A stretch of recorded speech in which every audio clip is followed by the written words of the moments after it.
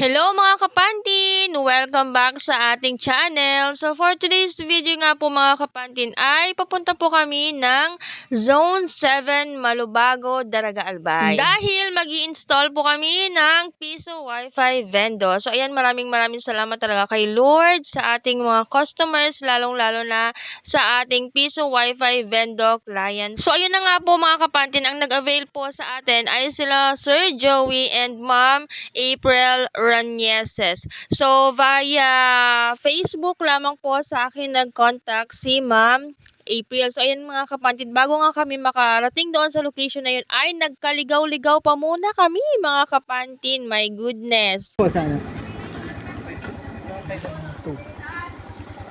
Salamat po. Sige. Salamat po.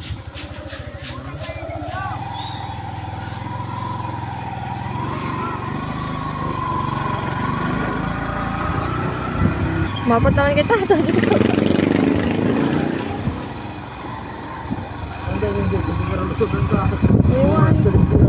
Kuya! Ay, Nay! Saan po ang Zone 7? Malubago. Malubago Zone 7. Ano yan mga, ano yan ang malubago? Uyan po si, kagawad, umaon mo yung nagatinda. Sige. Ay, salamat po, Nay.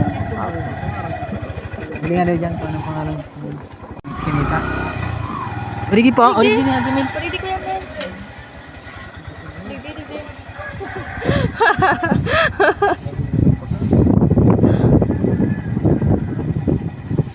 Digdi. Ano garo? Paluwas na yun eh. Ano, digdi kita.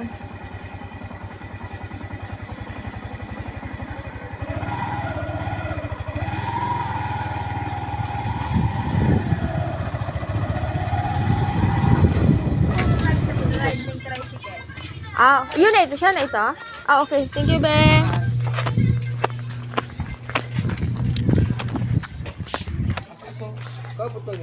Ayun. Naligaw kami. Nakalampas kami. Dumanan pa lang sa inyo. Hindi mo sa inutan? Ay, yung nag-abot ka muna. May pa-farm na dada ito. Ay, iyo.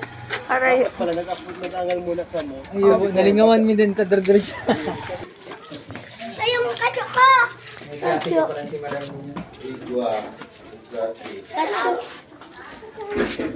Yun na nga mga kapantin, finally nakarating na tayo dito sa kanilang bahay. So ayan nga, ina-unwrap na ni ay yung ating Piso Wi-Fi vendor dahil mag-uumpisa na nga po siya mga kapantin na mag-install ng Piso Wi-Fi. Ayan, if ever na meron lang malapit sa amin na gusto din mag-avail ng Piso Wi-Fi vendor, pwede po kayo sa akin mag-PM or mag-send ng private message para po mapag-usapan natin. Bali, hindi pa nga po tapos mga kapantin yung tindahan na ginagawa nila Ma'am April, kaya pinalagay po muna ni Sir Joey sa upuan yung Piso Wi-Fi at doon nga po muna pinapa-install niya na mga kapantin, pero sa upuan lang muna pinalagay kasi daw po magpapagawa daw muna ng Piso Wi-Fi cage or yung bakal mga kapantin kasi ilalagay po sa front, ididikit doon sa pader or sa semento ng kanilang tindahan. Bali yung ginagawa dito mga kapantin ni Ay is kinakabit niya na yung wire para sa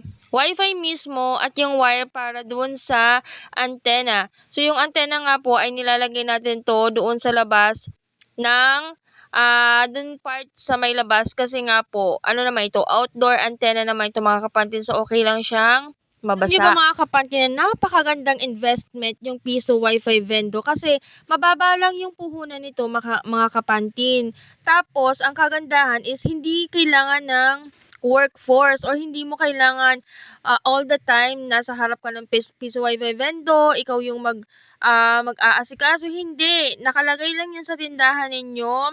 Papahulugan lang ninyo mga kapantin basta meron na kayong Wi-Fi na kukikita kayo mga kapantin plus mababayaran pa ninyo yung mismong Wi-Fi bills ninyo mga kapantin. At saka malaking tulong to lalo na kung meron kayong ibang mga bayarin, 'di ba? Buwan-buwan meron kayong inaasahang makukuha mula sa Piso Wi-Fi vendor. Actually mga kapantin, mismong sa bahay ko, sa bahay naming mag-asawa mga kapantin, naglagay kami ng Piso Wi-Fi vendor kasi yun na yung pang monthly Wi-Fi bills namin. Yun na yung yun na yung pinagkukuhanan namin ng pambayad sa aming wifi. Diba? Malaking tulong mga kapantin. Sa part ng video na to mga kapantin ay ilalagay na po ni yung outdoor antenna para po kahit malayo yung mga customers kasi yung range po nitong antenna is 200 to 250 meters.